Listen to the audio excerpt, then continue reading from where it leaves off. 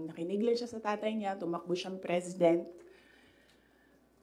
hindi mangyayari itong nangyayari sa bansa natin ngayon. Ay, hindi lang yan isang beses na narinig ko, madaming beses.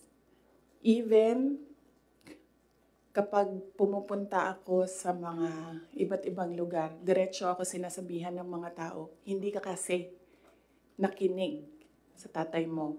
Or they would say, one time nasabihan ako, it's all your fault.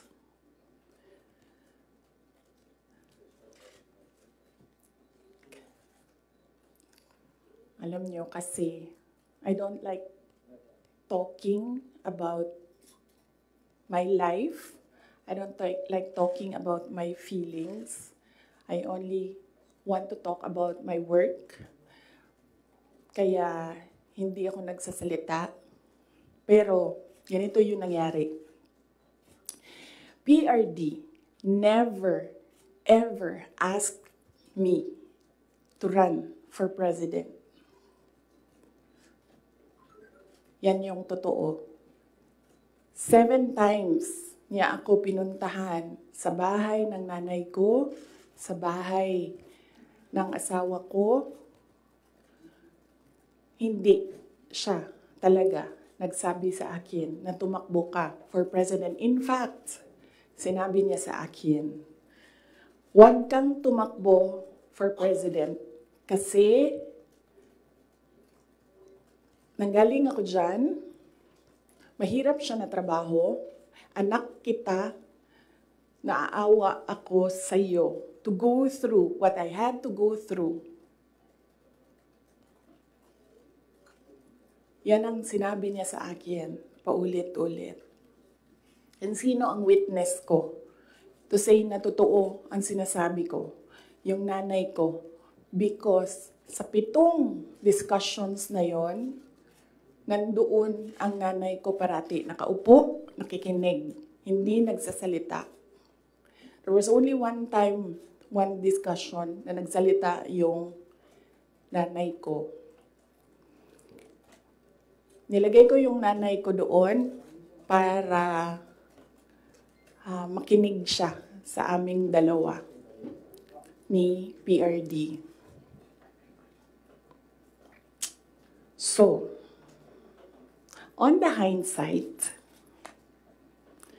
maybe ginamitan ako ng reverse psychology ni PRD, hindi ko alam. Siya lang ang nakakaalam kung bakit paulit-ulit niya sinabi sa akin, huwag ka tumakbo for president. Kung magkaroon kayo ng pagkakataon na tanungin niyo siya bakit. Another proof na hindi ako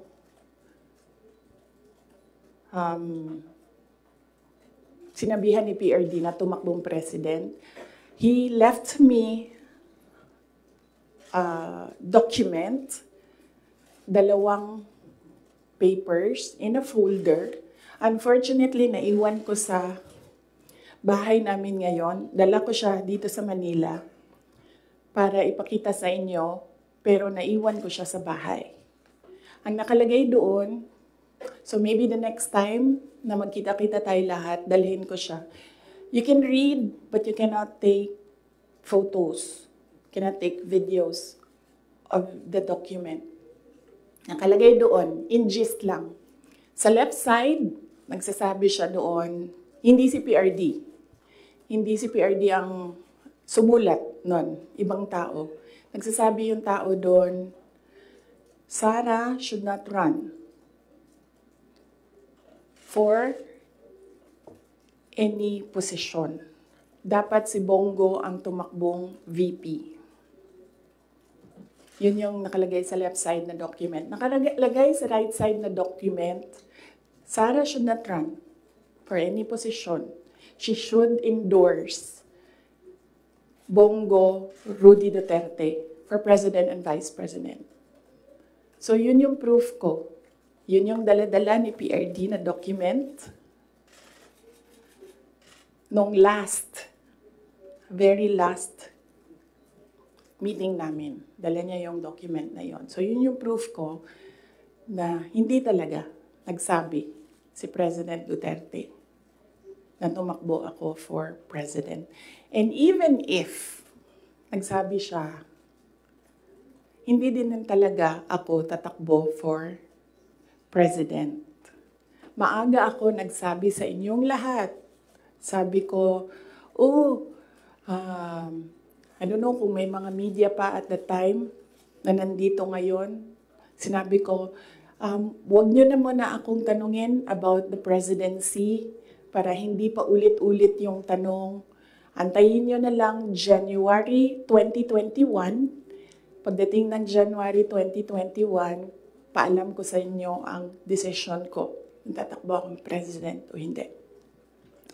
And true enough, January 2021, maaga ako nagsabi sa lahat, sa taong bayan, na hindi ako tatakbong president. Unfortunately, hindi naniwala lahat. Kasi sinasabi ninyo, yan yung track ni President Duterte. Hindi ako tatakbong president, hindi ako tatakbong president. And then, nag-substitute siya. But, yes, anak ako ni PRD, and yes, meron kayong nakikita sa akin na nakikita ninyo sa kanya. But I am a different person. Yung mga anak ninyo, hindi yan clones ninyo. Meron yan silang sariling pag-iisip, meron yan silang sariling kapasidad, meron yan silang sariling damdamin. Yun yung unfortunate part noong announcement ko noong January 2021 na hindi ako tatakbong president. Walang naniwala kasi sinabi nila, gagawin lang niya kung ano yung ginawa ng tatay niya. Hindi. Desisyon ko yun na hindi talaga ako tatakbong president.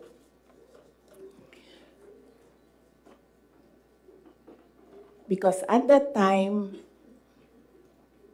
ang gusto ko at pangarap ng lahat siguro na mayors, maka 3 consecutive terms ka as mayor. Okay. So, klaro na yon. May questions doon? Yes, ma'am. Sino po nagsabi sa inyo? Mike. Sino po yung nagsulat doon sa folder? Unsigned siya, walang pangalan, and I think sinadya nila na wag lagyan ng pangalan yung 2 letters kasi it was really a Sara bashing document. It did not say anything nice about me. So, I think sinadya nila na hindi sabihin sa akin kung sino yung sumulat ng 2 documents. How did you feel, ma'am? How did you feel po when you seen those documents? Wala naman akong problema sa sarili ko. Alam ko kung anong kakayahan ko, alam ko kung anong kapasidad ko, alam ko kung ano yung kaya kong gawin. So kung ano man yung sabihin nila, nung 2 tao na yon, hindi siya nakaka-apekto sa akin. Well, yes, yun. Sige. Sir. Good morning, Mikael of Reuters. Ma'am, why are you telling all these details to us now? What's the context? Ang context nito is the sit down that I promised everyone. Nagsabi ako na mag-sit down ako. Merong mga questions noon na sinabihan ko kayo na it needs a sit down. Pinut off ko yung sit down na yon. Sabi ko nga, I don't like talking about my life. So, hindi ko siya ginawa. Related siya sa letter A, PBBM's deception claim versus VP SD. So, kailangan ko kasi sabihin sa inyo ang simula hanggang ang huli. So, chronological order ko siya para maintindihan niyo yung kwento. So, yun. Yung deception. Actually, nung narinig ko yung deception,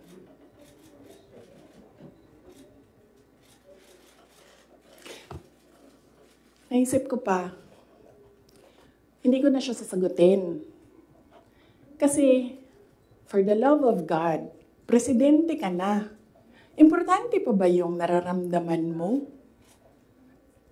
Di ba kapag presidente ka, hindi na importante yung pagod mo, yung luha mo, yung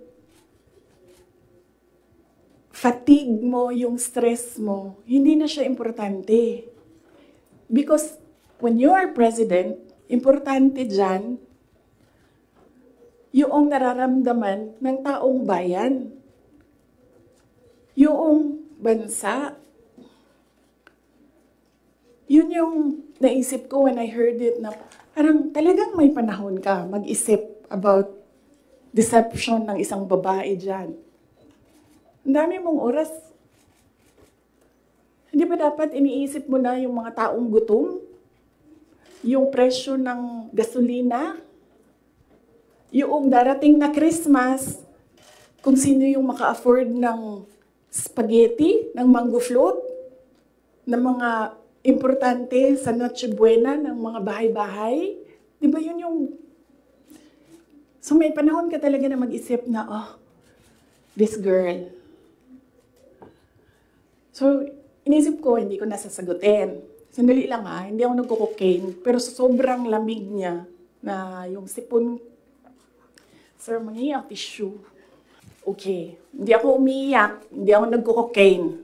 Malamig yung aircon. Okay. So yun. Hindi ko na siya sasagutin. Kasi naman, hindi naman siya mahalaga sa bayan.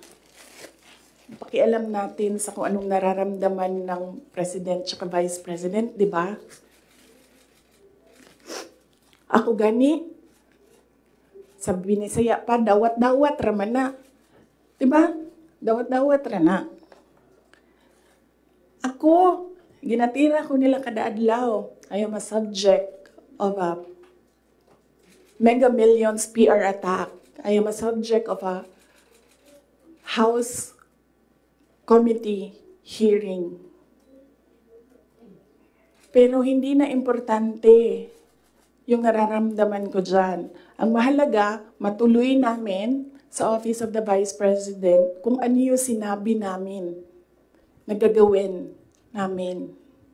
Diba? So, I don't understand why we're talking about feelings. So, hindi ko na siya sasagutin. And then, sabi ng mga tiga Davao, nandun ako sa Davao nung lumabas niyang deception na yan. And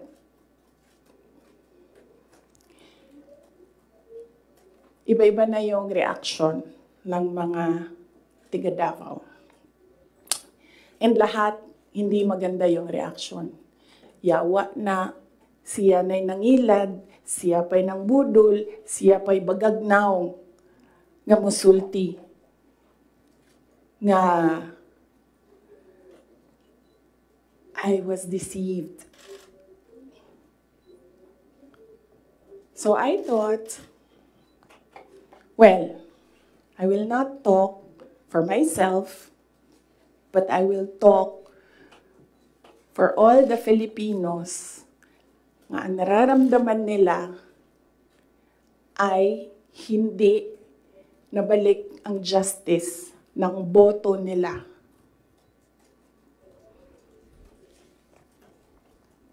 So yan yung context. Ang haba ng context. Okay? So nasaan ako? 2021, January. 2021,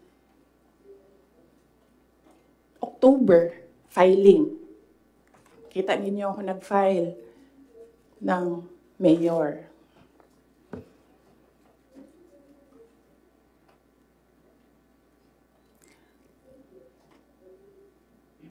mayor talaga yung tatakbuhan ko. Masakit sa akin na naririnig yung mga tao na we are disappointed in you. Kasi sa pagtakbo ba, dili man gud na siya kanaganing kung ingnan ka sa mga tao nga, daganday, mudagan na lang ka. Muna-una po daw ka. Mudagan ko, o presidente, ingani ang may tabo. Nagkaroon ako ng SWOT analysis para lang takbo o hindi. Diba? Lahat ng pumapasok sa opisina ko when I was mayor, meron akong paper nakahati ng ganyan.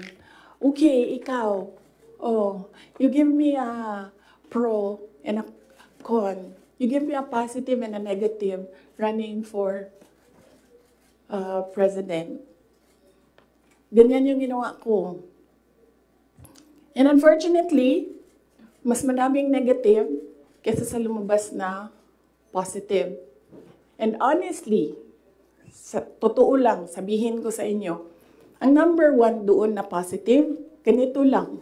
Ganito kasimple. Pangarap ko magkaroon ng effigy na sinusunog. Totoo yan. Because I feel na parang, wow.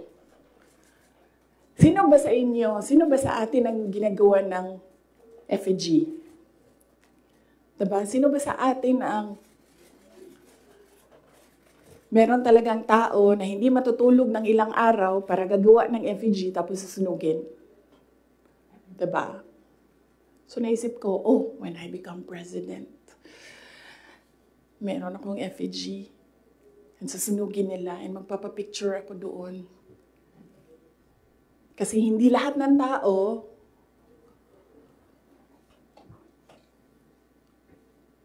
merong ganon sa buhay nila.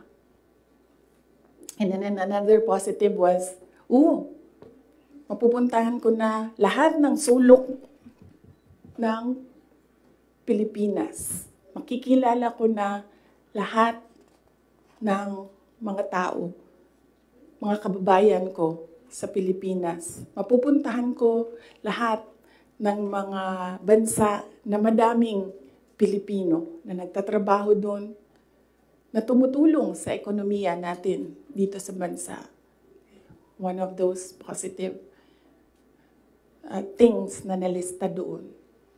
Na nasabi ko, kung makapunta ako doon sa kanilang lugar, baka naman ma-inspire sila na gawin kung ano yung ginagawa sa Davao City. At the time, bago ako bumaba for mayor,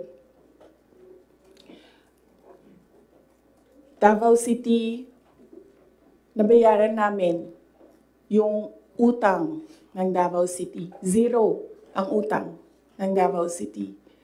Number 4 kami sa competitiveness across the country among all HUCs. Number 8 kami sa pinakamayaman na syudad. Insurgency-free kami. Ang dami naming awards. If I remember the number right, 117 awards ang 2016 namin until 2022. Ang mga recognition namin sa lahat ng ginawa namin sa Davao. Hindi na nila kami matalo sa most child-friendly city in the Philippines. Nag-Hall of Fame na kami sa Davao. So naisip ko, baka naman, kung mapuntahan ko yung ibang lugar, may isip nila na, pwede yan dito sa amin. That will improve the quality of life of our kababayans. So anyway, sana ako.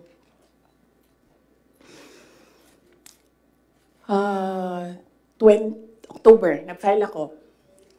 Pagdating ng late October, after deadline ng filing, tumawag sa akin si Senator Amy Marcos. Sabi niya sa akin, pwede ka ba tumakbong Vice President? Sabi ko sa kanya, alam mo, hindi ko pa narinig ever na sinabi sa akin na tumakbo akong Vice President. Sabi ko, bakit mo ako nire-request ngayon na tumakbo ang Vice President? And I'm happy that she was honest enough to say, kasi matatalo kami ni Lenny kung hindi mo dalahin ang Bisaya. It was very straightforward.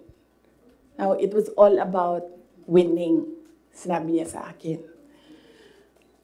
So sabi ko sa kanya, Bisaya naman day ang ato ang giistoryahan dinhi. Tawagan ninyo si Bato de la Rosa. Ask him to slide down to VP. Tumatakbo siyang president. And then ang answer niya was, nah. And then I told her, well, ask PRD to run as your vice president. And then she said, well, that's a closed book already kasi tumatakbo si BG.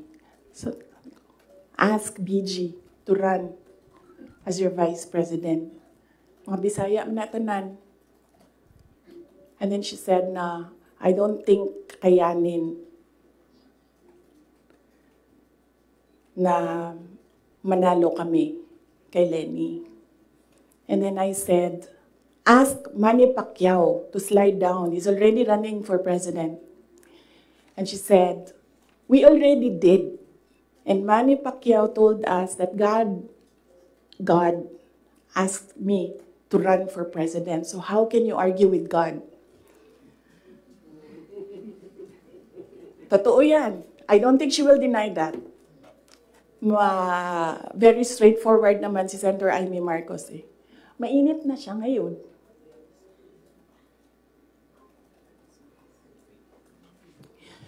So, I said, sabi ko, it's never been talked about. I need to talk to my family and I need to see kung mananalo ba ako for Vice President. Because I've never seen my numbers as Vice President. And then she said, okay, let's talk about it. And then, early November, nandun ako sa Cebu. Pumunta ako sa Cebu, nakita niyo yun, di ba? For an event.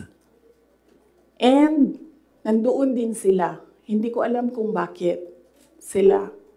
When I say sila, si BBM, tsaka si Senator Amy. And, nag-request sila ng pag-uusap din. So sabi ko, okay, mag-usap tayo. Nagkita kami sa bahay ni Martin Romualdez.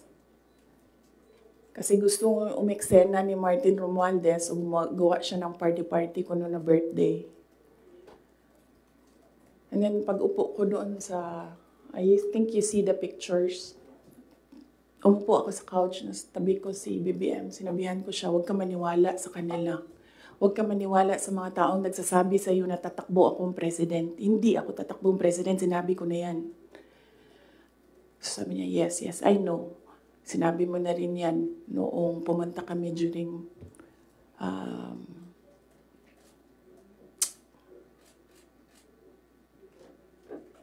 birthday ko. May 29 ata sila pumunta sa Davao. So okay na yun. And then we had another meeting na wala na si Martin Romualdez. Because, hindi naman talaga siya kasali. Sinisiksik lang niya yung sarili niya. Totoo yan. Ito yan. Papunta tayo kay Martin mamaya. Gusto nyo? Tawag sa kanya ng mga kasamahan niya doon sa house, Tambi!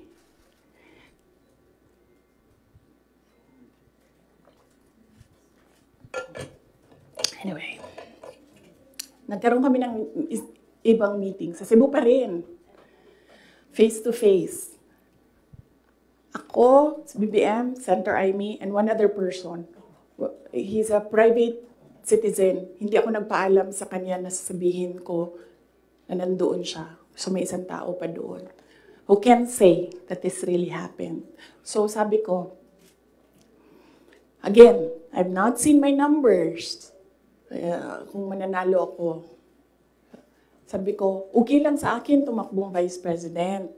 Sabi ko, number one, siguro man ma-reduce konti ang disappointment ng mga tao sa hindi ko pagtakbong President. I think maiintindihan na nila. And ito na lang yung i-offer ko sa kanila mag-Vice President ako. Number two, madaming big ticket projects. Si PRD. Sa build. At that time, na gusto ko sana makita na magawa para sa bayan. Kasi hindi natapos. Kasi kulang nga talaga ang 6 years. So sa ngayon, magte-third year na tayo, wala pa tayong nakikita na big ticket projects, di ba? For 2028, huwag na kayong mag-expect na meron kayong makita. Kasi it takes more than 6 years to prepare for a big ticket project. So sabi ko, and sinabi ko sa sarili ko, bata pa naman ako, hindi naman ako nagmamadali, wala naman akong papupuntahan. And naisip ko, I cannot do anything more for Davao City. Number 4 na kami. Naisip ko, I don't think kaya ko siya i-elevate to number 3, number 2, number 1.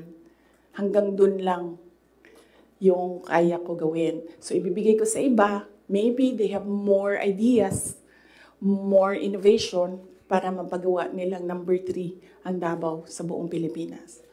So, I said, okay. I need to see my numbers. Sabi nila, okay, we can do a quick and dirty survey. Sabi ko, oh, sige. Sabi ko, gawin nyo. And then you come back to me kung ano ang mangyayari. So, nagpagawa sila, and then tinawag nila ako. Sabi nung nag-survey, ito yung survey, okay naman, sabi nung nag-survey, wag lang kayong maghiwalay, mananalo kayong dalawa. Ito yun. Hindi pwede mag-picture, pero pwede ko ipakita sa inyo mamaya. Kinoveran lang namin yung mga private citizens dito sa photo na ito. Ito, pinresent yung survey. May cover lang yung mga tao na private citizens. Ang nandito, Senator Amy, Governor Claude Bautista, Congressman Claude Bautista, former Mayor Luigi Quisumbing, Attorney Vic Rodriguez, Inday Sara, the infamous Vice President, BBM Sandro Marcos. Pwede nyo tingnan mamaya. Bawal mag-picture ha. Okay. So sabi ko, okay, balikan ko kayo, kausapin ko pamilya ko. Kinausap ko, mama ko. Kinausap ko yung dalawa kong kapatid, si Paulo at si Baste. Umupo kaming 4. Sabi ko, takbo akong Vice President, ito yung mga rason. Sabihin niyo sa akin, bakit hindi ako tumakbong Vice President? Wala man sila sinabi. Ang sinabi lang ng mga kapatid ko, anong matulong namin sa iyo. And then sabi ng nanay ko, okay, sige. And then, Sumulat ako ng letter. In-address ko kay PRD. Sinabihan ko yung kapatid ko, si Baste. Kinausap ko siya. Sabi ko sa kanya, kaya mo ba ang gawing number 3 itong Davao City? Kaya mo bang saluhin? Kasi kung hindi mo gusto, di mo pa kaya, hindi ako tatakbong Vice President. Sabi ng kapatid ko, kaya ko, gagawin namin. Okay, tumakbo kang Vice President. So sabi ko sa kanya, okay, we're okay with you. Pakidala nitong sulat kay PRD.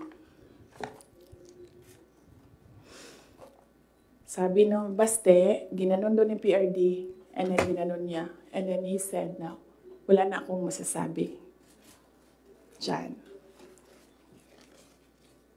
So,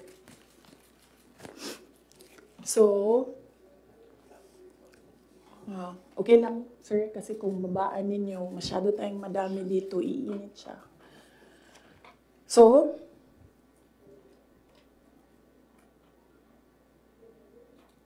tumakbo ko ang Vice President, alam na natin lahat yon.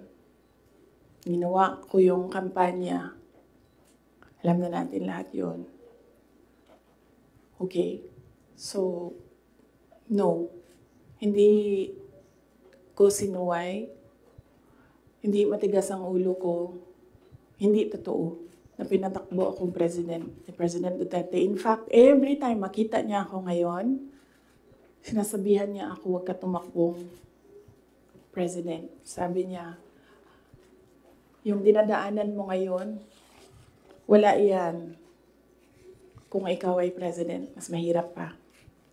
Sabi niya, maawa lang ako sa'yo. May heart pala siya.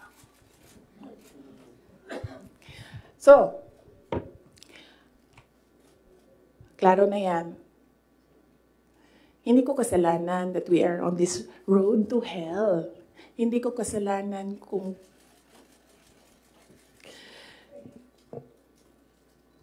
hindi marunong. Kasi kung alam mo naman na may kakulangan ka, bibilisan mo yung gagawin mo para mag-catch up. Hindi ka naman uupo lang doon na parang, may kakulangan talaga ako. Ganun talaga. Hindi ganyan. So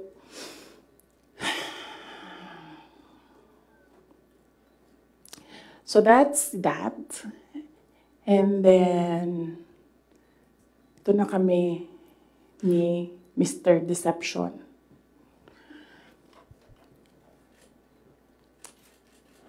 Sabi ko sa kanya, 2 lang.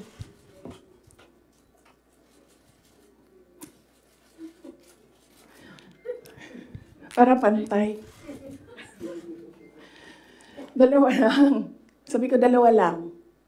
Ang request ko sa iyo. If you win, 2 lang ang request ko sa iyo. And I think, I requested this na one-on-one kami online. Pero meron akong nabasa somewhere na merong nakikinig sa side niya. Kasi nag-post yung taong yun. Pero yun yung request ko at the time. Kami lang 2. Sabi ko sa kanya, pag nanalo ka, 2 ang hingin ko sa'yo. Unang-una, yung trabaho ko. I want to work sa security sector. Kasi there will never be development kung hindi solid ang security backbone mo. Hindi ko sinabi sa kanya yan. Pero, tinanong niya ako, bakit Department of National Defense? Sabi ko sa kanya, kasi karamihan naman ng problema ng insurgency, ng terrorism, nandyan yan sa Mindanao. Kinalakihan ko yan, naiintindihan ko siya. In fact, nung bumaba ako, insurgency-free na ang Davao City. So, naiintindihan ko siya. Yan yung gusto ko na trabaho. He said, readily, he said yes. And then, ang isa, sinabi ko sa kanya, itong trabaho na ito, maiiwanan ko yung mga anak ko. Naiintindihan ko yan.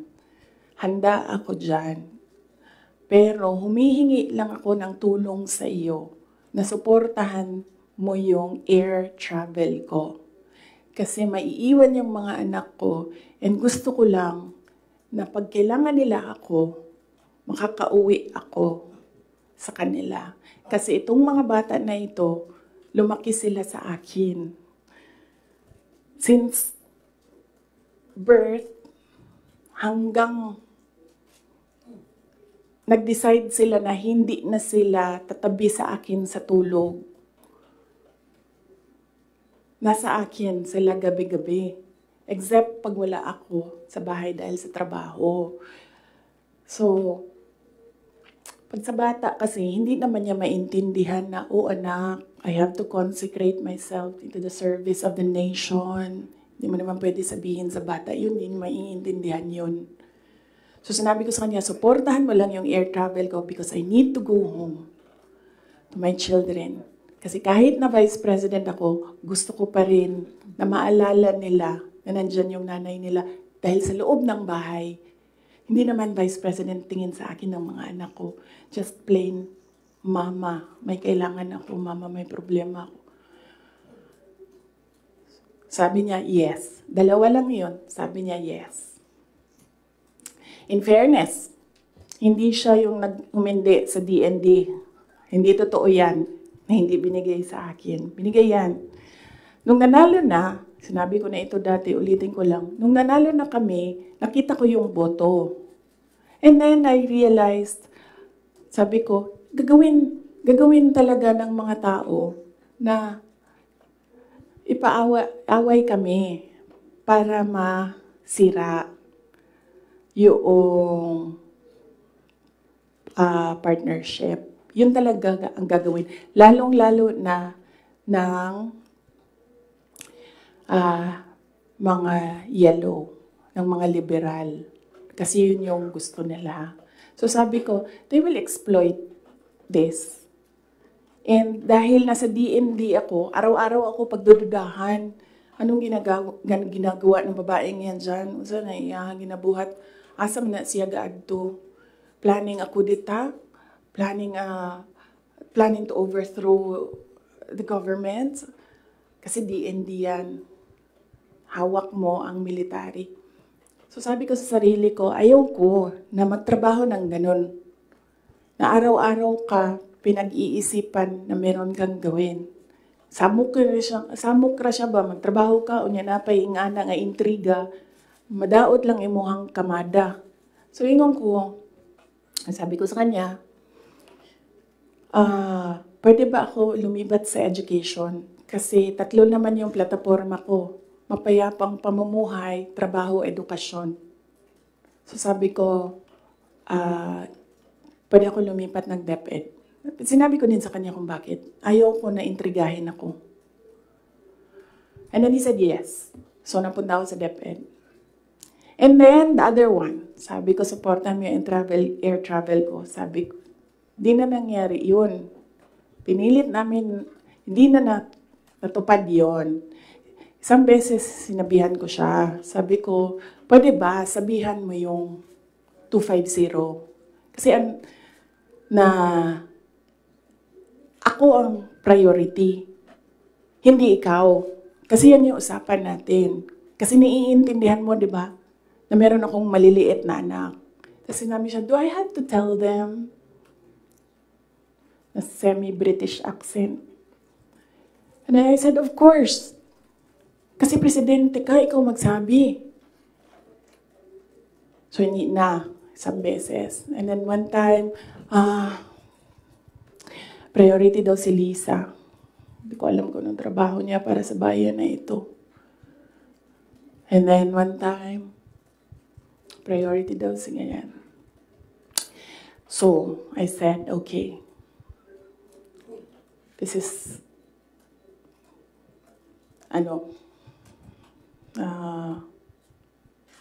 some form of insincerity.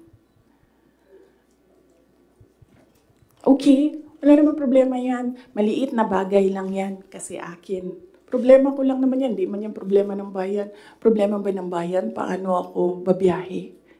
Di naman. So, maliit na bagay. Ako na gagawa ng paraan para ako maging nanay. Hindi na ninyo problema yan. Maliit na bagay lang yan. Okay. So, that was that. That was personal sa aming dalawa. And then, dito na tayo sa DepEd. Alam niyo na yon, diba? Sinabi ko na sa inyo. Ang budget ng DepEd. Question? Yes, ma'am. You said for around 11:14 a.m. Hindi ko kasalanan na we're in this road to hell. Hindi ko kasalanan na hindi marunong. You did not finish your sentence, ma'am. Can you elaborate po? Hindi marunong maging presidente ang nakaupo.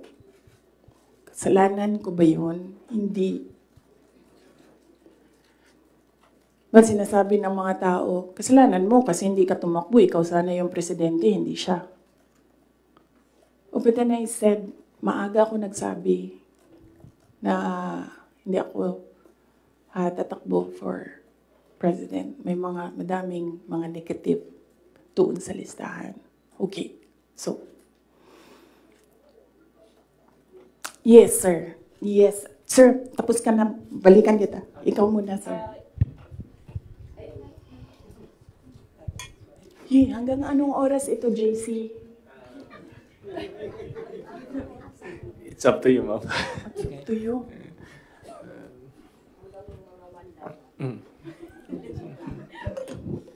Okay. Madam VP, with all this revelation that, ayun nga, meron kayong mga request kay President Bongbong Marcos in case he wins, which is he won.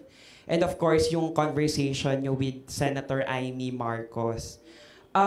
Ngayon ba, do you regret teaming up with President Ferdinand Marcos during the 2022 elections? Alam mo, inisip ko yan. Naisip ko na yan. And then naisip ko kasi, ganito. Sila yung tumatakbo, diba? Tumakbo si BBM, tumakbo si Lenny. So, either lang naman sa kanila yung mananalo noon. Tapos mayor ako ngayon. Imagine natin, parallel world na either sa kanila ang president and then ako ang mayor. So I'm sure, lahat ng mga nakapalibot sa kanila, magtitingin pa rin sila sa akin doon sa Davao City. Hahabulin pa rin nila ako doon sa Davao City because tinitingnan nila. Yung mga nakapalibot sa kanila, wala na yan silang pakialam kasi president na sila, di ba? Pero yung mga nakapalibot sa kanila, may pakialam. Kasi sila yung tumitingin ng future. Sila yung tumitingin ng 2028. And then, meron akong realization yan because ang nagsabi sa akin yan, si former Senate President Manny Villar. Sabi niya, wala kang kawala dyan. Saan ka man magtago, saan ka man pumunta, hahabulin ka nila kasi tinitingnan nila ang 2028. So, I don't regret running for Vice President. Kasi imagine nyo, kung mayor ako, tapos hinahabol nila ako ngayon. Diba? Napakadali nila ako i-suspend. Napakadali nila ako kasuhan. Napakadali nila ako tanggalin sa pwesto as mayor. Ngayon, hindi nila ako matanggal.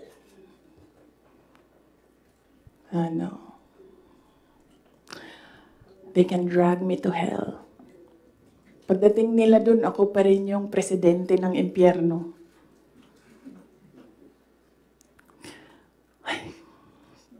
Yes. Jason? Yes. Pahiram ako ng ballpen, lagyan ko lang ng note kung saan ako nag-stop kasi para alam natin saan tayo mag-start. Mamaya. Ma'am, sinabi niyo po na hindi kayo nagsisi na tumakbo kayo for Vice President, pero nagsisi po ba kayo na nakipag-tandem kayo kay President Bongbong Marcos? Hindi man ako ni-request ni VP Lenny na tumakbong Vice President niya. No, hindi ko pinagsisihan yung pagtakbo ko as Vice President. And hindi ko din pinagsisihan na nakipagtandem ako sa kanya. I'm sure merong rason ang Diyos kung bakit ako nilagay dito sa upuan na ito, sa ilalim ng seal na yan.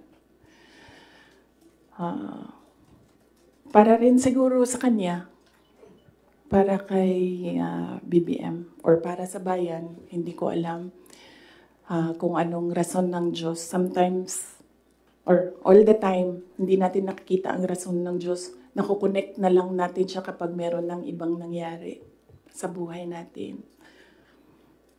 Siguro, yun yung rason. Para, ganito, gawin ko, bullshitin ko sila ng bullshitin. Bullshit kayong lahat. Drag me to hell. Sorry Mark. sila muna ha, kasi hindi pa sila nakatanong. Ma'am, Mark Macalalan. good morning, Super General. VP. Since wala po ko yung intention to run for Vice President from the very beginning, can we say na napilitan ba talaga kayo, and without yung call ni Senator Amy, masasabi nyo ba na nagamit lang kayo para lang manalo si President Bongbong Marcos sa pagkapangulo? Napilitan, hindi. Very rational yung decision making ko sa pagtakbo as Vice President. Sinabi ko kanina. Ganon din ginawa ko. Nilista ko yung positive, nilista ko yung negative. Nandun yung positive, sinabihan ko yung pamilya ko, tell me the negatives. So, ano yung isang tanong? Nagamit. Yes. Clear naman yun. Tinanong ko, bakit ako? And then she said, matatalo kami ni Lenny kung hindi mo dalhon ang mga Bisaya. Kaya nagbigay ako ng options. Bisaya tanan. De La Rosa, Bongo, Manny Pacquiao. And then she said na hindi kakayanin.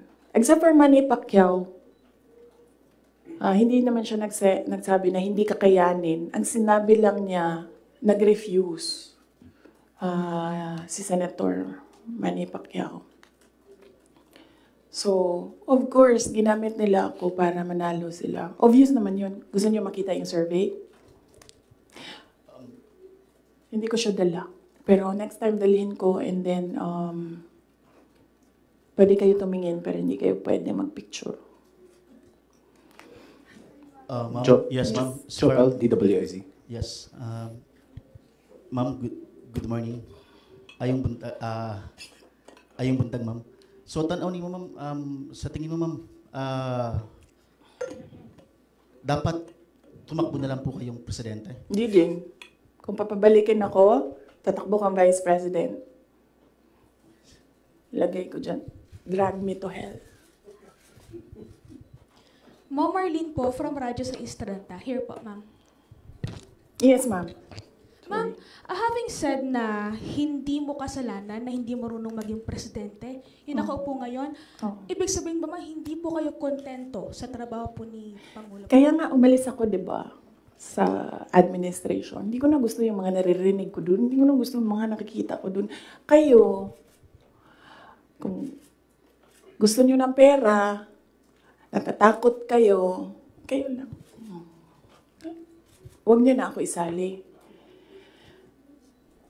The reason why, noong 2016, ito, sidebar na lang ito, hindi ito kasali, lalo tayong tatagal nito. Huwag na yan. Sige. Ay hindi.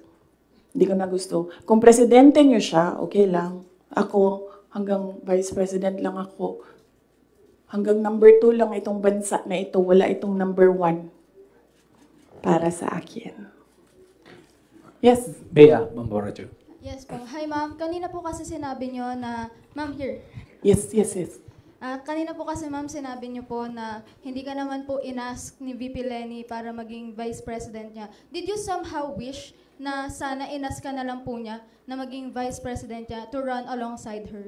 Hindi, ma'am. Uy, ginuukok og nidaog si Lenny. Gukdon, manggihapon na nila si PRD, di ba? Mag-ICC, gihapon na. Ay, samot na. Si Trillanes o si Lenny, magkauban man na sila. So kung presidente si Lenny, ilahag hapon ng ICC. Alam niyo ba bakit hindi umuusad yung ICC? Kwento ko sa inyo next time. Masyado na kayong madaming material. Pwede natin i-cut ito. Rad Mendoza. Ma'am, sorry po ma'am.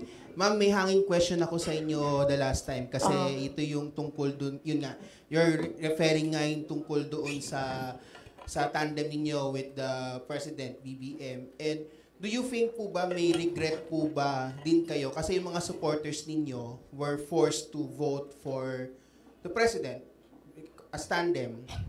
Yun nga yung sinasabi ko before na kasi may mga supporters din si President Marcos sinasabi na budol din sila sa inyo. Budol ako. Oo, nabudol din daw kayo sa nabudol din sila sa inyo. Parang gano'n sinasabi ng mga loyalista ni BBM na bumoto sa inyo as tandem. So, pwede na po ba masagot yun, ma'am, kung sa tingin niyo po ba bumaba yung pagbaba ng inyong suporta sa mga loyalista ni BBM ay enough po ba sa iyo na or does it matter po ba na bumabay suporta ng mga loyalista ni BBM sa inyo? Hindi ko alam kung ano yung nire-refer nila na nabudol ko sila. Hiningi nila sa akin yung kampanya ko, binigay ko sa kanila, nanalo sila. So, saan doon ang budol? Nung tumulong ako sa administration, ang DepEd was what? Top 3? The morale of the teachers were so high na they were happy maghirap na magturo. Rain or shine doon sa mga classrooms. So, saan doon ang budol? Sa akin ba yon kung number 3 ang DepEd? Ako ba ang presidente? Hindi. Sa kanya yon. Cabinet member lang ako. Diba? Accomplishments ng DepEd. Sa akin ba yon? Hindi. Sa bayan yon. Accomplishment yun ng president. So, budol. Ms. Aracel Garcia, Fuji TV. Hi, good Yes. afternoon. Yeah. During the time of your dad as president, he was not also having good terms with the Vice President Lenny, and now apparently parang naging naging president yon on this administration as well. How do you feel about that? And my follow-up question would be: are you looking into running on 2028 as president? Okay. So, si PRD, in all fairness to the person, hindi yun nanggigipit ng tao. Hindi niya ginipit si Lenny Robredo. Tinanong ko, bakit 700 lang yung budget ninyo at the time? Kasi 700 lang talaga ang pinropose. Hindi natin alam anong rason. Yan yung sinabi ko doon sa budget hearing. Hindi siya nanggigipit.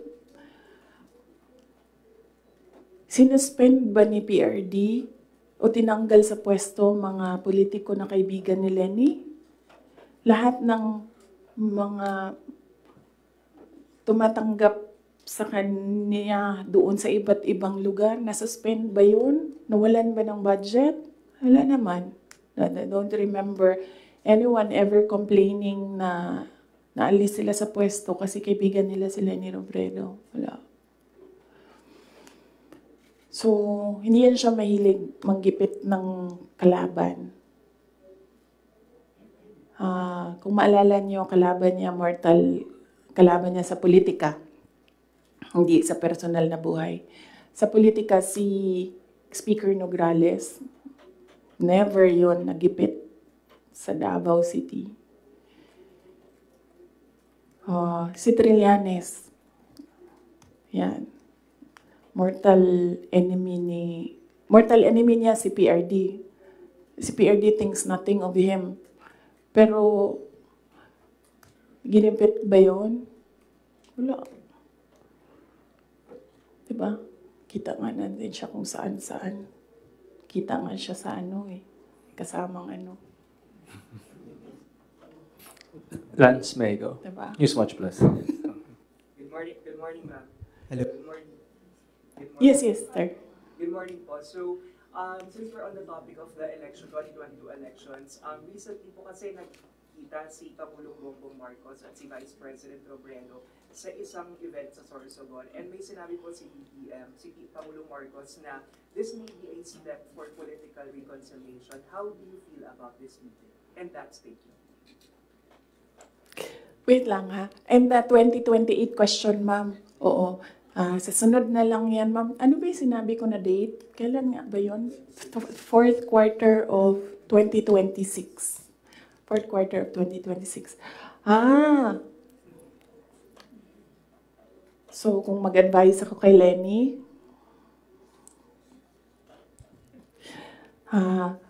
Ma'am Lenny, manood ka ng aking sit down. Yan lang. Wait, hindi ko na ituloy ito. Hello, good morning po, Sir Madam Vice President. Ang papa niyo po ang naggawa ng desisyon against all Filipinos na may libing si Marcos Sr. sa libigan ng mga bayani. Ano na po ang nangyari ngayon? Nakalimutan na po ba ng nakaupo ngayon? Maraming salamat po. Hindi ko alam. Pero isang beses sinabihan ko talaga si Senator Amy. Sabi ko sa kanya, kung hindi kayo tumigil, huhukayin ko yung tatay ninyo. Itatapon ko siya sa West Philippine Sea. Sinabihan ko si Senator Amy. One of these days, pupunta ako dun, kukunin ko yung katawan ng tatay nyo. Tapon ko yan dun sa West Philippine Sea. I don't think sumagot siya. Hindi ko maalala. Nandun pa yun sa group chat. Merong mga nakakita. May ibang tao. Pero Senator Amy naman, kilala niyo naman siya, di ba? Diretso yun magsalita. Hindi din yan, hindi siya, she's I believe, a sincere person.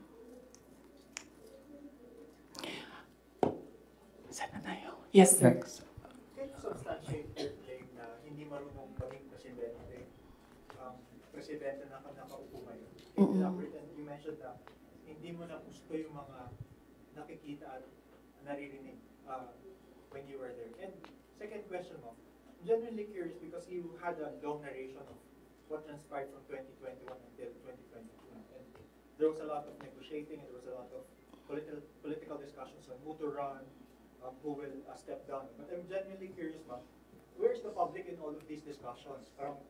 Where did you ever discuss policies, platforms? Because it's as if it's political families discussing the future of the country without regard for the public. And you mentioned that the context of all these of this press call is to give justice to the 30 million plus Filipinos who voted for you and the president. Yes, oo. Unahin ko muna yung last question. Last question was, hindi ko alam sa kanila. You should ask the president kung ano yung platform niya. Pero very clear yung platform ko. It was continuity of build, build, build. It was mapayapang pamumuhay, edukasyon, at trabaho. Very clear. And when I won, it was still mapayapang pamumuhay and trabaho and edukasyon, all related to security. And noong hindi ko nakuha yung overarching na sector, I focused on education. Siguro yan na rin yung sagot sa unang question mo. Paano ko nasabi? na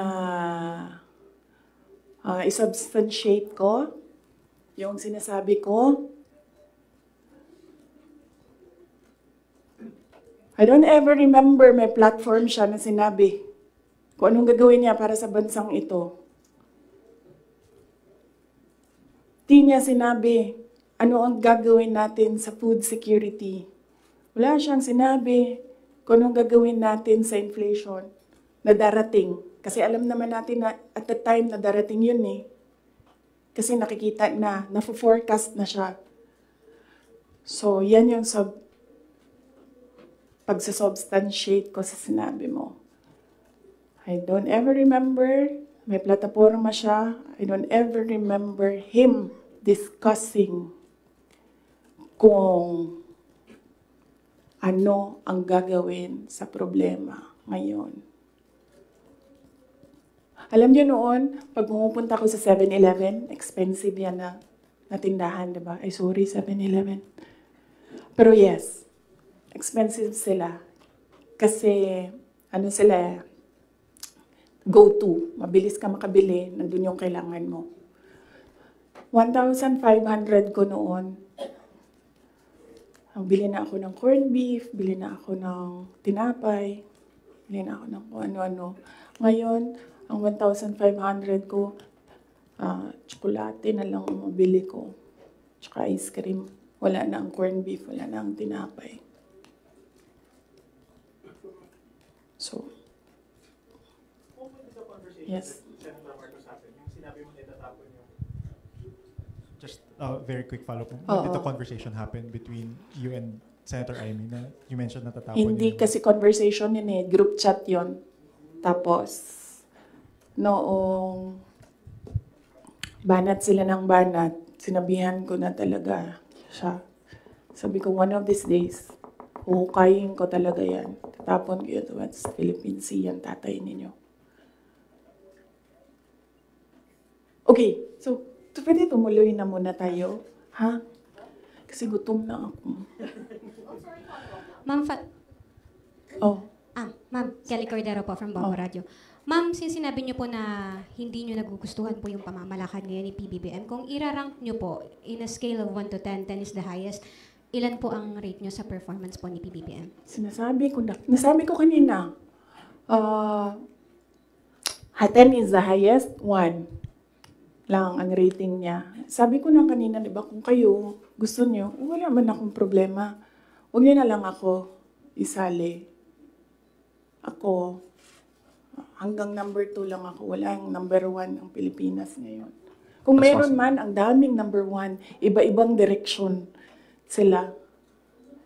Bonds follow-up? Ma'am, follow-up lang po. Since you mentioned na President Ferdinand Marcos, you don't remember at all him discussing with you kung ano yung platform niya when he run for the presidency. Pero kayo po ba, did you insist na parang sa part ninyo, this is what you want for the country? Yes. Yes. Running? Oo. Sa kanya or sa tao? Sa kanya po. Nung nagdi-discuss kayo na dapat po may plataforma tayo. Kasi naman, di ba, ang expectation mo, pag tumakbo yung tao, meron siyang sinasabi na gagawin niya. And, pasensya na.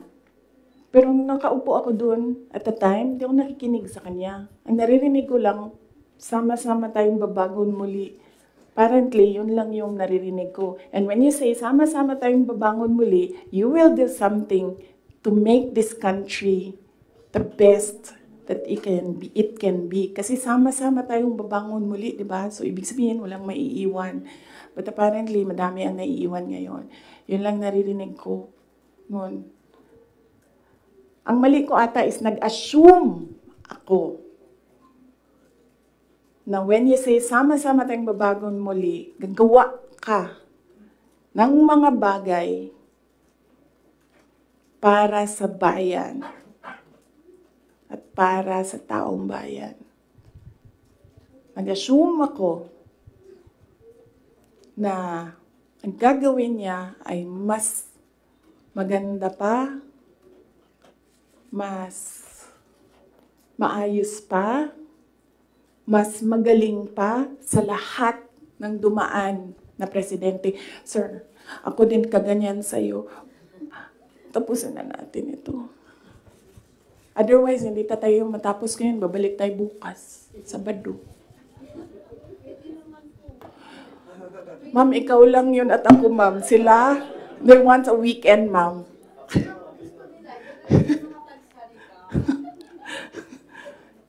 Wait lang. Yes, yes, sir. Yes, sir. Yes. Balikan ko lang po yung sa political reconciliation kuno ni President Marcos pati ni dating former Vice President Leni Robredo. Hingin ko na lang po siguro yung assessment nyo na bilang, ayun nga po, tumakbo kayo kasi ginamit kayo para manalo laban kay Leni kasi nga natatalo na raw sila. So sa tingin nyo, bakit po kaya ngayon nakikipagkita? Bakit ngayon nagkakaroon ng movement towards political reconciliation habang nag-aaway kayo? Oh! Sabi, di ba, sinabi ko na yan ng budget hearing, ako na lang man isa na iiwan dito. Ako na lang isa na iiwan dito. Nagsama-sama na ang mga dayuhan, huwag niyo akong tanungin about foreign policy. Mga dayuhan, mga NPA, mga smuggler, mga drug addict, ang mga yellow, liberal, at sino yung isa? Administration. Administration. Sama-sama na yan sila lahat.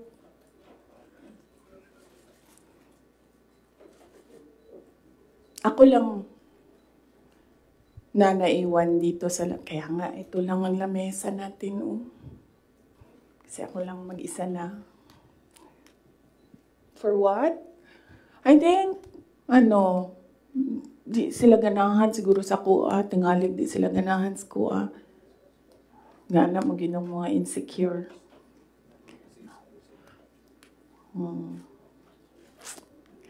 So, ang tagline ng OVP is para sa Diyos, bayan, at bawat pamilyang Pilipino. Hindi na po ngayon. Starting today, ang tagline ng OVP is Drag Me to Hell. Sasaki-san, Kuro News. Tama na. Tutuloy ko pa yung aking May pupunta pa tayo kay Martin Romualdez. After this, let's allow the Vice President to speak again. Oh. Sasaki-san. Yes, sir.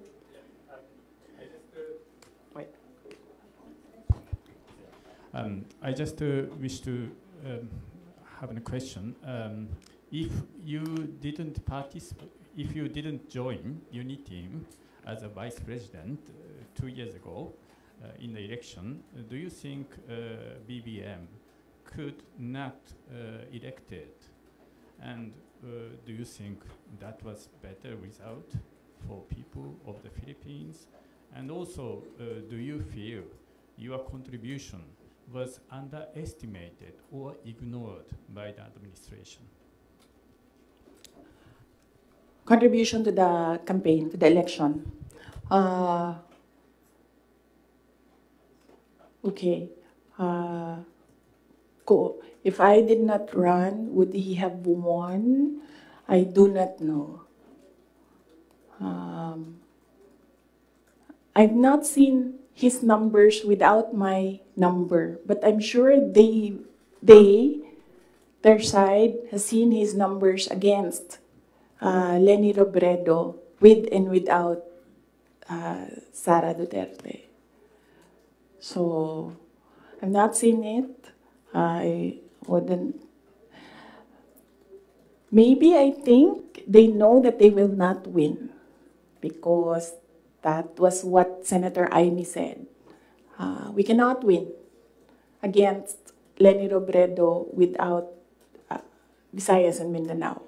Yes. The other question is... do you think if you didn't agree to be in the UNITEAM,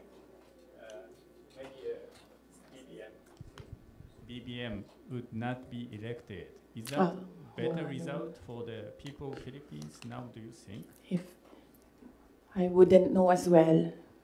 I wouldn't know if we would be in a better place if Leni Robredo is president. Something that is speculative. So I cannot answer the question if we would be in a better place if we had another president, not BBM. And also, do you think your electoral yeah. contribution was underestimated or ignored by the current administration? Yes, I believe so, because we are here today because he said he was deceived. So yes, I believe yes. And they've been saying that in their communications, that in fact, ayaw ko i-mention ang pangalan niya. So I'll just mention his initials, LG. Yan ang sinasabi niya. She did not bring anything to the table. When in fact, I am here sitting down today to tell everyone they needed me. I don't need them. So, sabi ko kanina sidebar, hahaba yung yung 2016, balik tayo 2016. Kanina, 2021 lang tayo ngayon. Balik tayo 2016.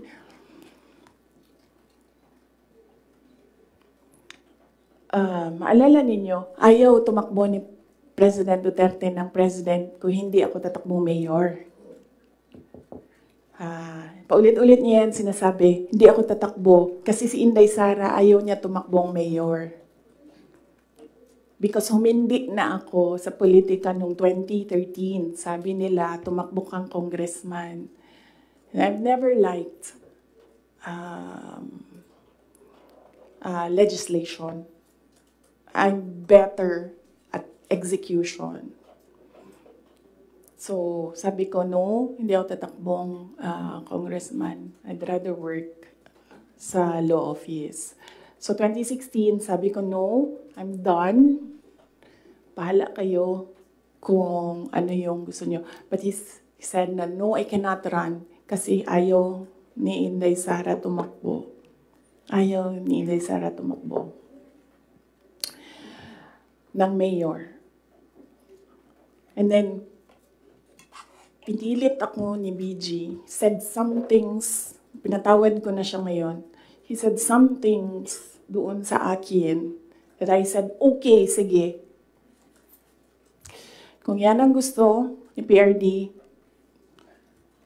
tatakbo akong mayor.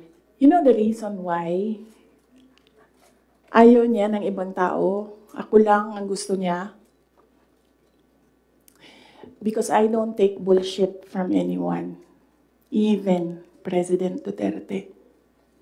That is the reason why. So, I will not take their bullshit. Bullshit sila. Sila ang bullshit. Bullshit. May I request the parents to give context doon sa sinasabi ng Vice President. Alam ko, nakikita, naririnig ng mga bata, pero bigyan nyo na lang ng konteksto na sometimes people curse.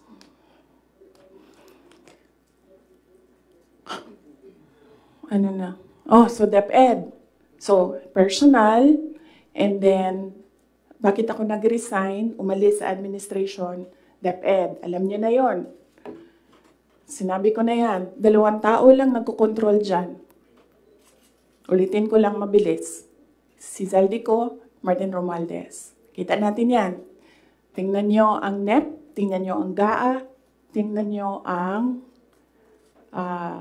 tingnan nyo ang NEP, tingnan nyo ang GAB, General Appropriations Bill, tingnan nyo ang GAA. Makikita ninyo ang galawan dyan. Hindi na siya kailangan ng expert. Sundan nyo lang kung ano yung nagbabago. Anong isa pa? Na-proof ko dyan, yung AKAP. Diba? Nagtalo sila sa AKAP. Sinasabi ng mga senador, hindi naman namin nakita yan noon eh. Sabi ni Zaldico, o diba? Pinirmahan nyo, digital signature ninyo, pinahiram ninyo. pinirmahan nyo yan. Nandun yan. Wala nang bycam na nangyayari. Ang sa akin lang, presidente ka, di ba? So you have the full cabinet of experts, finance experts, nandyan sa iyo. So nakikita nila, di ba? Oh, President, Mr. President, ito po yung NEP natin. Pero pagdating po sa GAB, ganito na po yung nangyari. Di ba magtatanong ka na, ano nangyari? Bakit naging ganito? Di ba? O ako lang ba yun? Well, kung ako yun, ganun. Ano nangyari? Bakit ganito na ang GAB? Pagdating ng Senate, ano nangyari? Tingnan nyo. Bakit ganito na? Pagdating ng BICAM, di ba? Merong daming insertions doon. Walang paper trail and then suddenly sa BICAM nandoon na. Uy, di ba magtatanong ka? Bakit ganito? Ano nang ginagawa sa budget? Pero hindi ko nakita yun Hindi ko lang alam kung alam niya. But there is an expectation that alam mo kasi ikaw ang nag-submit ng NEP and nakita mo kung anong lumabas sa GAA. So there is an expectation na alam mo kung anong nangyayari sa budget. So, merong president na, okay, ito yung NEP. Then, after a few months, okay, ito yung yung wondering kung alam niya kung ano nasa page 2.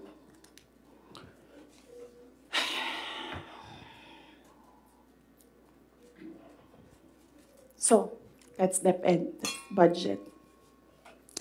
Ang huli is yung taong bayan. Okay? So, pwede ba, pag nakita nyo siya, sabihan nyo siya, alam nyo, don't ever mention her name or say na I was deceived by her, ganyan. Para hindi tayo nagaganito ba? Ayoko yung pag-usapan, yung mga ganito na bagay. So sabihin niyo sa kanilang lahat, huwag niyo na lang banggitin yung pangalan niya kasi pag binanggit niyo yung pangalan niya, lalabas yung drag me to hell press con. Pwede naman sana tumahimik na lang, no? O bakit sabihin, kailangan mo pa sabihin na, nabudol niya ako.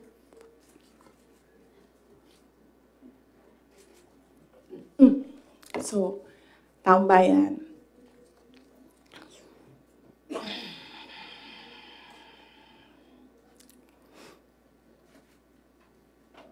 Magkasama kami nag-attend ng isang graduation. Truthfully, I wasn't feeling well. Kasi kinukulam nila ako. Andiyan na sila, umabot na sila sa kulam. Nagsama-sama na silang lahat. Kinukulam pa nila ako. So I wasn't feeling very well. Pero I had to go. Kailangan ko pumunta.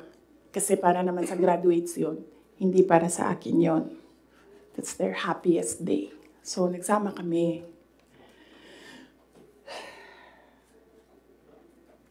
Nagsama kami. Katayo kami doon. And merong isang graduate na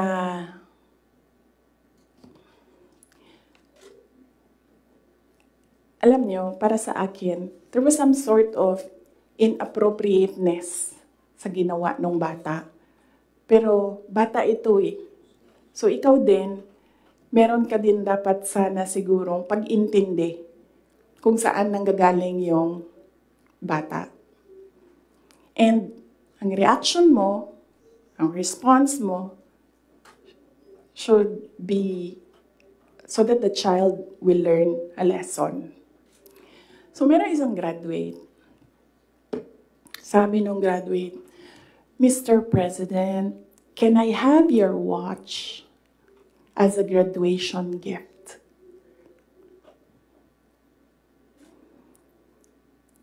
And narinig ko, sa tabi ako, di ba? Narinig nung katabi ko. Narinig nung katabi ng katabi ko. But apparently, this guy, di niya alam kung ano isasagot niya. So, ang ginawa niya, pinaulit niya sa bata. What did you say? So, this time, syempre bata, hindi niya alam ba saan yung inulit ng bata, louder this time. Mr. President, can I have your watch as a graduation gift? Nasagot niya.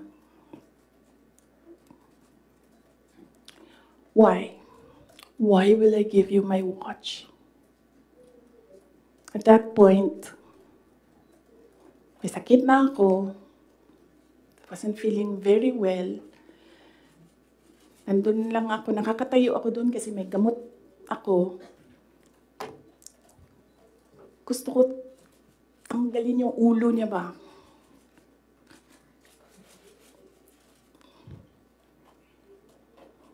I realized toxic na yung relationship.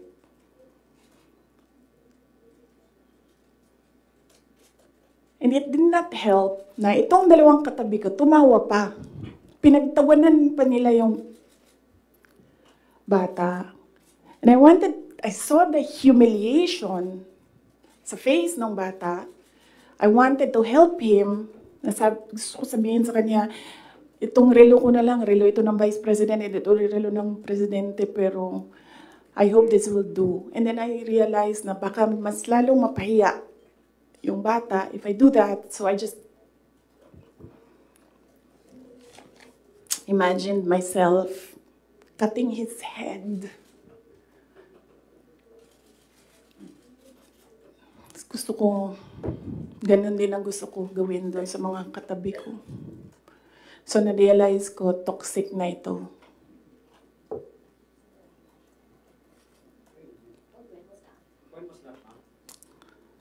One of the graduation, hanapin niyo yung footage, makikita niyo doon yung mukha ko. Tsaka mukha niya. I-lip read niyo yung sinasabi niya. Why? Hanapin niyo yung footage, ma'am. Magtrabaho kayo konti, mag-research kayo.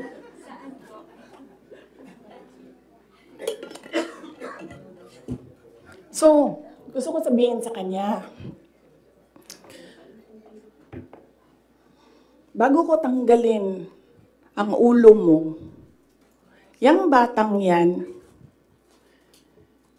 yung magpapakamatay para sa bayan natin. Nag-aral yan ng 4 na taon, naghirap yan ng 4 na taon, walang tulog araw-araw para mag-training kasi mamamatay yan para sa bayan natin.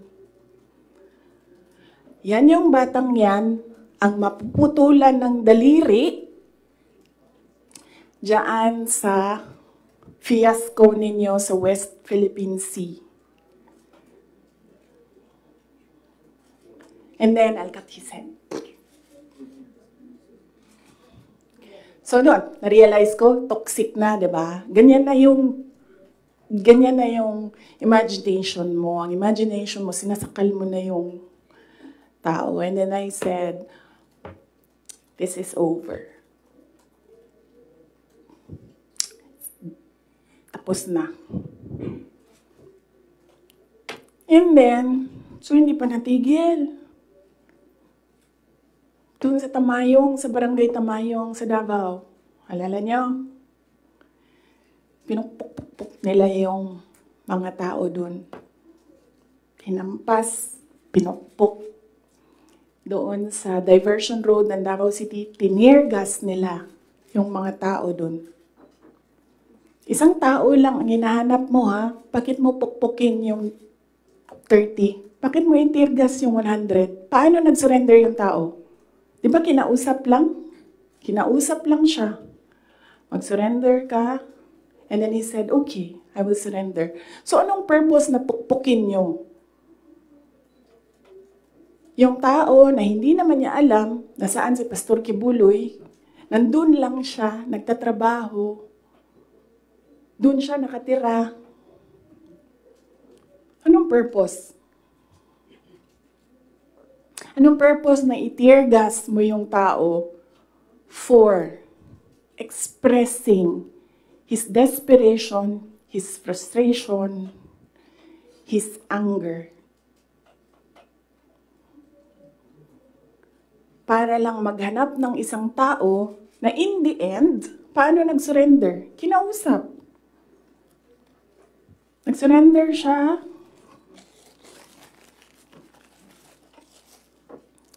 Kinausap siya.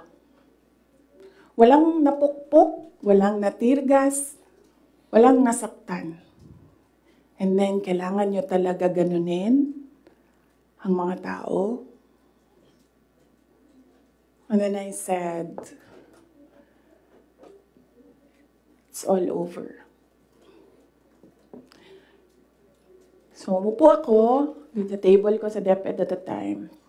And then sabi ko, sarili ko, okay, let's go to hell.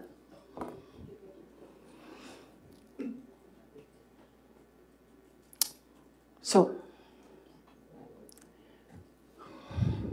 ano bang ginagawa nila? Balik tayo dun sa yung political reconciliation. Ang gusto nila, hindi ko sinasabi silang lahat ha, si Martin Romualdez lang.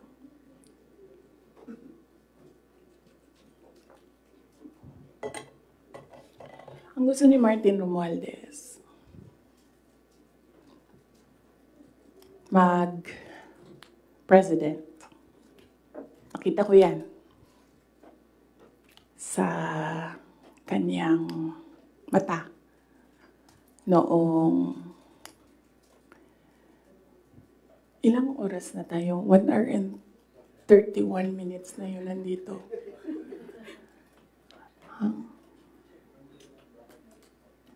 I-cut na lang natin. Tapos next week yung Martin.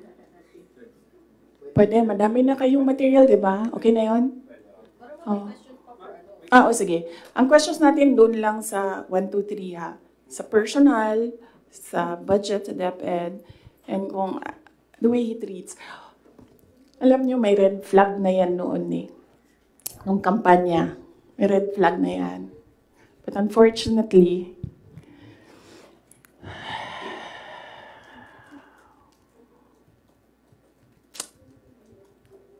hindi ko naisip na ganun kalala yung insincerity. Nangangampanya kami. So pag nangampanya ka, meron talaga yan. Natural yan na magdala ng papel. Ganito. Pag ikaw politiko ka, alam mo na yan. May magdadala yan ng papel. Sometimes, ganito, naka-envelope. Sometimes, folded paper maliit. Iba-ibang ano. So, daming tao. May isang matandang babae. Dala siya. Tiningnan niya. Ayaw niya tanggapin. Ayaw niya kunin yung papel. So, ang ginawa ko, para that person will not feel bad, sabi ko, ako na lang. Ginawa ko. Mabilis lang kasi yun, diba? Kasi, ano yan eh, motorcade. So, mabilis yan. Pag ganon, gumanon, ginanon, ako na lang. Tapos, tinanong ko, may number? Sabi niya, oh, meron. Pag politiko ka, alam mo na yan dapat, diba? So, doon sa truck, binasa ko. 1 page lang naman, binasa ko. Simple. Request of 5,000 pesos for livelihood. Tumingin siya sa akin. Sabi ko, ako nang bahala nito. Maliit lang na bagay ito. Ako na. Sabi niya, okay, sige. Yan lang.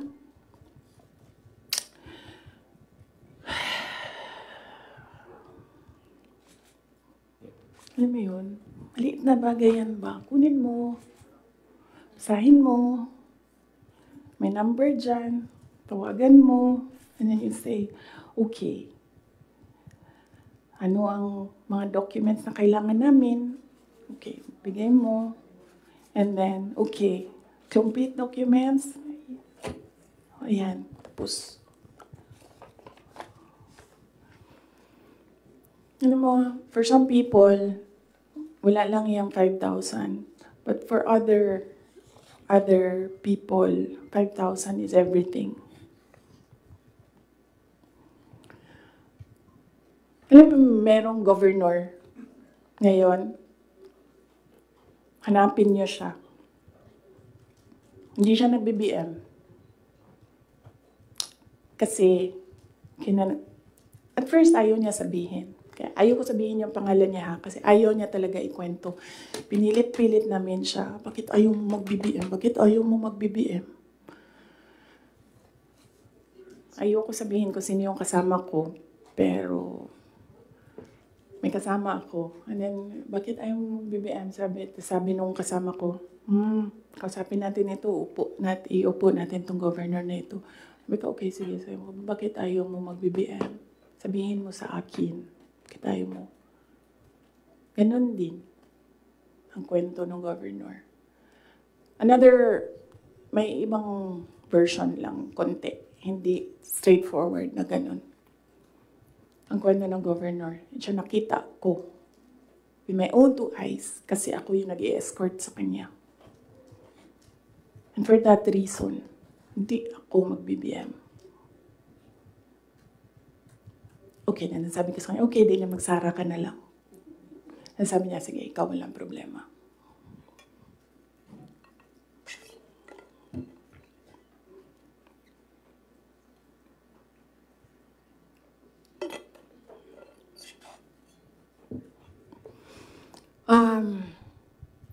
Sorry.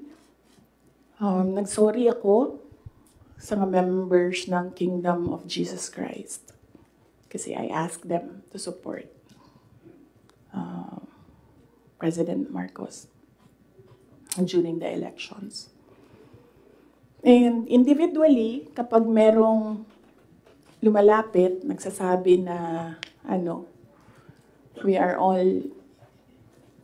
in this shit hole because of you. And sinasabi ko din, I'm sorry. I'm sorry, but sabi ko sa kanya, kung bigyan ako ng Diyos ng pagkakataon, yan lagi yung sagot ko. Kung bigyan ako ng Diyos ng pagkakataon, bawiin ko lahat yan.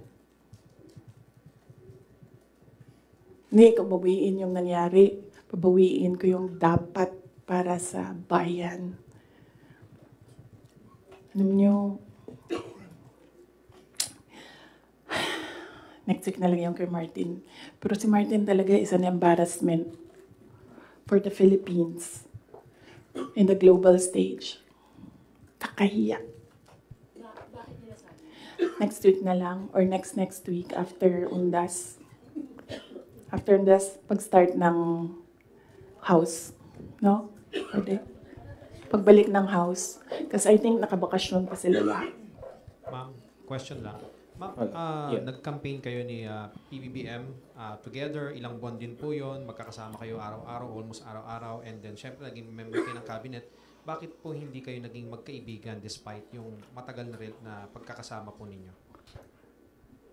Ni President Marcos? Hindi talaga kami magkaibigan. Nagkasama lang kami, unang-una dahil sa eleksyon, pangalawa dahil sa trabaho. Hindi kami magkaibigan yan. Isipin nyo ha, Noon, nung tumatakbo pa, meron kaming group chat. Nandun siya. So yun lang yung some sort of communication namin dun sa loob ng group chat na yun. And hindi siya medyo nagsasalita doon, bihira. After nun, nawala na siya doon sa group chat. And then after that, wala akong number niya. I'm sure may number siya sa akin. Kasi syempre nandyan yan sa mga staff mo, sa aide mo, diba? Yung number ng Vice President. Pero wala kaming some sort of communication. Nothing at all.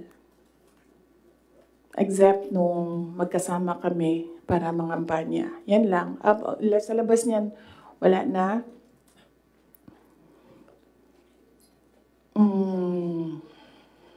Nagkakausap lang kami dahil sa trabaho. And hindi naman lahat ng katrabaho natin, kaibigan natin, di ba? Nandun lang tayo kasi meron tayong kailangan gawin para sa kumpanya, para sa organisasyon. In our case, nandun kami kasi may kailangan kaming gawin para gumanda, gumaling, maging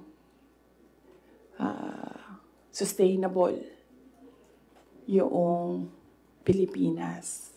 So, yun lang yun. Dati naiimbita ako sa kanilang bahay dyan sa Malacanang, Bahay Pangulo. Dati naiimbita ako sa Bahay Pangulo. Pero I was just tolerated. Kasi may gamit naman ako. Alam mo yun? I'm useful to them. So I was just tolerated. And alam ko naman yun. But wala naman problema sa akin yun. So as long as I can do my job sa DepEd, tsaka sa Office of the Vice President, mabigay ko lang yung promise ko, plataforma ko, promise ko sa bayan. Magawa ko lang yung kailangan gawin para sa education sector. Wala akong problema. You can tolerate me all you want. You can invite me sa mga gatherings nyo. Pero I knew I was tolerated. Because Lisa Marcos is another story. Unahin muna natin si Martin Romualdez.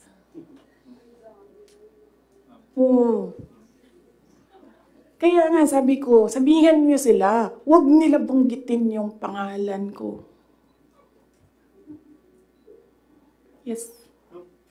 Is Lisa Marcos part of dun sa sinasabi niyong triangle kanina? Yes. Oo. Anong purpose ni Inday Sara? Ang magagawa ko sa bayan, I will call bullshit as it comes. Yan ang magagawa ko para sa inyo. Kung bullshit siya, sasabihin ko sa inyo, bullshit talaga yan. And yes, as I said, huwag kayo mag-alala sa akin. Hindi ko kailangan ng pera. Kaya hindi ako madadala sa pera. Kasi ang pinakagusto ko sa buhay ko, hindi siya nabibili ng pera. So kahit man meron akong 500 billion sa likod ko, hindi pa rin mabibili yung gusto ko. So hindi ko siya kailangan. And hindi ako takot. That's why I said, you can drag me to hell all you want. Wala kang problema sa akin yan. Si Martin ba? Hindi po mabibili ng pera. Sinabi niyo po hindi mabibili ng pera yung gusto niyo. Ano po yung gusto niyo? Ayaw ko sabihin, masyado ng personal yan, ma'am. Masakit na nga sa akin na kailangan ko magsalita from ay kwento. Masakit na nga para sa akin na ikwento ko from 2016 to 2021, anong nangyari sa mga group chat na yan, yung mga papel na yan, masakit siya. I don't like talking about my life. Gusto niyo pag-usapan ng pagbabago campaign, tree planting namin? Ayaw niyo. I understand po ma'am, nung 2022 to 2023, I mean, kasama kayo lagi ni Speaker Martin Romualdez sa mga events ni BBM. So, yes. Why, parang bakit, tapos yun na, before yung nangyari yung resignation sa lakas, after na resignation sa lakas, nakita ba kayo ni BBM na kanudling daw or holding hands kayo ni Martin during one of his foreign trips? So, why biglang nasuklang kayo bigla kay Speaker?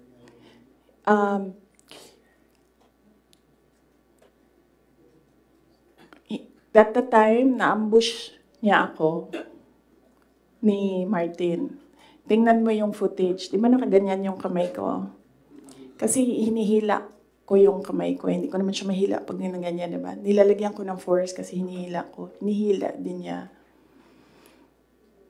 So, naisip ko, okay, fine. Huwag na natin bigyan ng sakit ng ulo ang presidente kasi ang dami niyang kailangan gawin para sa bayan. Apparently, wala. Pero, at the time, huwag na natin, for me, sabi ko, okay, sige. Ayoko maging headache sa ibang tao. Ayoko maging pabigat sa ibang tao. Ayoko na maabala ang ibang tao dahil sa akin. So, at the time, although, hinihila ko yung half-hearted din yun na ginaganon niya. So, okay. Sige. May red flag din yan si Martin eh. Magkatabi kami niyan sa airplane nung kampanya. May sinabi ako sa kanya, may sagot siya sa akin. Pero yes, imagine niyo, meron tayong speaker na on record, on paper, in another country, na tumanggap ng suhol. Kaya. Ma'am, can you elaborate lang po yung speaker on record na tumanggap ng suhol? Ay. Kailan ba yung speaker part? Kailan yung Martin Romualdez part? After November? After opening ng House, yes. Let's talk about ng confidential funds ng House. Regarding po sa DepEd and the OVP's confidential funds. Ay, yes, as I said, antayin natin yung next hearing ng House. Good governance. Masyado pa kasing masyadong maaga sagutin sila. Walang lumalabas eh. Gusto ko lumabas so that pwede akong magsalita. Wala. Kahapon, wala naman. Lawmakers were questioning about the... Pinapasumpinan nila yung mga tao nyo. Yes. Ang position ko dyan, sa DepEd, hindi na ako nakikipag-usap sa kanila doon. Sabi ko, kayo nang bahala ko anong gusto nyo gawin dyan. Pero dito sa Office of the Vice President, sinasabihan ko yung mga tao na kapangalan, kung ano yung gusto mong gawin, yun ang susuportahan ko. Kung ayaw mo umattend, susuportahan kita. Kung gusto mo umattend, susuportahan kita.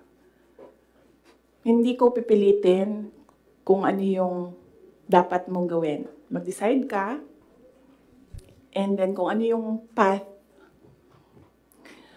if you decide on the path that you will take, I will support you on that. So, hindi pa kami nagkausap nung merong mga subpina, hindi pa kami nagkausap kung ano yung gusto nilang gagawin.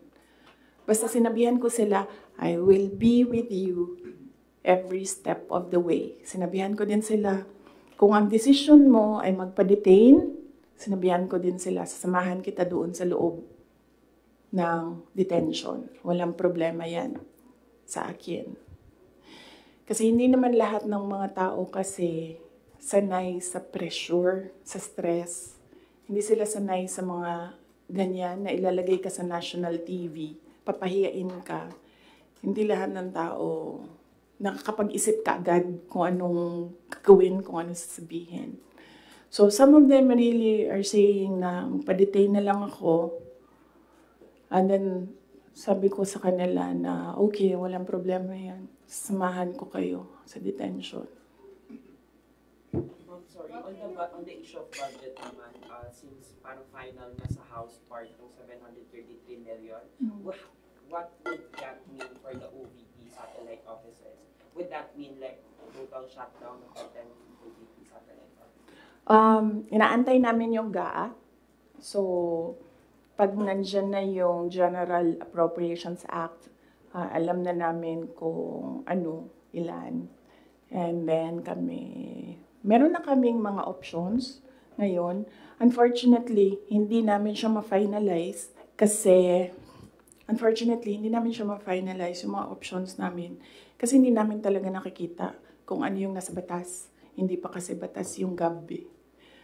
So, antayin namin, pag nakita na namin kung ano yung numbers, then pipiliin na namin anong options para sa Office of the Vice President. But rest assured, patuloy yung trabaho ng Office of the Vice President para sa bayan. Kung ano man yung kaya namin base sa kung ano yung budget, ibibigay namin yan sa taong bayan.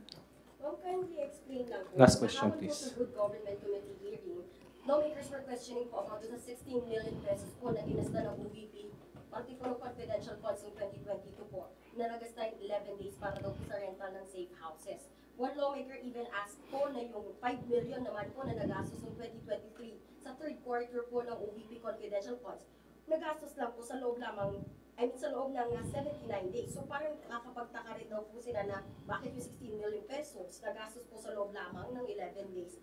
So, can you give us an explanation po kung paano po ba nagasta nga raw po itong parte po ng confidential funds po? Okay, sige. Last question na yan.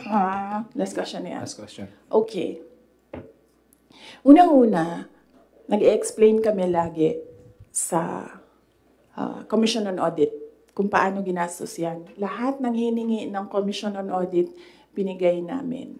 Meron kaming mga hindi nabigay, sinabihan kami ng Commission on Audit, kailangan namin yan. So, we fully cooperated and participated and submitted to the Commission on Audit with regard to the confidential funds. Alam niyo, hindi nakakapagtataka sa gobyerno ng gumastos ng millions araw-araw. Kami doon sa DepEd noon, pumipirma kami billions in one day para maglabas ng pera. So, hindi nakakapagtataka ang 5 million, 10 million in a day. Pirma lang yan. Tapos lalabas na yung pera. Ibabayad na yan kung saan yan ibabayad. And then, babalik na yung documents para sa ganyan. Ganun talaga ang gobyerno. Gumagastos siya everyday para sa mga projects niya. And sometimes, it's not millions, billions ang pinipirmahan ng mga opisina ng gobyerno para sa projects. Okay? Yes. Maraming salamat. Sabi mo po mas mahal pa rin po yung ginasta sa safe houses po na yun, parang sa luxury hotels, sa mga mamahaling condo po sa Metro Manila. Kasi ang ginagawa nila, nag-audit na sila. Kaya ako hindi sumasagot doon sa kanila kasi ang ginagawa nila, sila na yung nag-audit. Hindi naman yan tinanong ng Commission on Audit. Ang hiningi lang ng Commission on Audit, ano yung documents para sa mga expenditures. So, sinubmit namin yon. And in fact, nakikita nila yun kasi sinubina nila lahat ng documents. The thing with the hearing is kung makikita mo, kahapon, hindi ko napanood, kaya hindi ako mag-comment, pero nakita ko sa transcript na kahit anong sabihin ng tao na nakaupo doon, ng resource person, kukontrahin siya noong nagtatanong. Walang tamang sagot sila tatanggapin.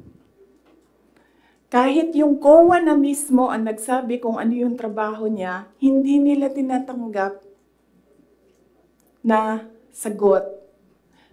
Kasi bakit ba?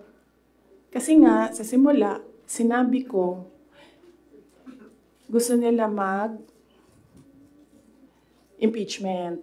Hindi nila magawa kasi wala silang kaso for impeachment. So, ang ginagawa nila dyan, nagfi-fishing sila na nagfi-fishing, gahanap sila ng hanap. Alam nyo, before ako umupo, alam ko, impeachable officer ako. So, binasa ko yan. Ano ang impeachment? What are impeachable offenses? Ano ang pwedeng gawin mo na ma-impeach ka? Binasa ko yan lahat. Si BBM, sabihin ko sa inyo, may listahan ako ng 5 bagay na impeachable offense niya. Pero sa tingin niyo, papasa dyan sa House? Of course, hindi. Diba?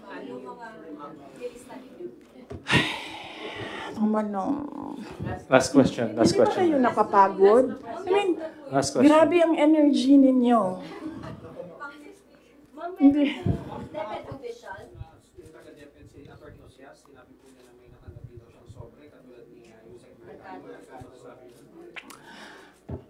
Yung envelope na yan, kaya ako sinasabi kanina, antayin natin yung next hearing. Kasi hindi pa siya enough eh. Ang gusto nila kasing palabasin sa mga tao, yung envelope na yan, galing sa, yung pera na yan, galing sa confidential funds. Yun yung gusto nilang i-portray sa public. Para yung perception ng tao, ay, hindi talaga ginamit para sa ano.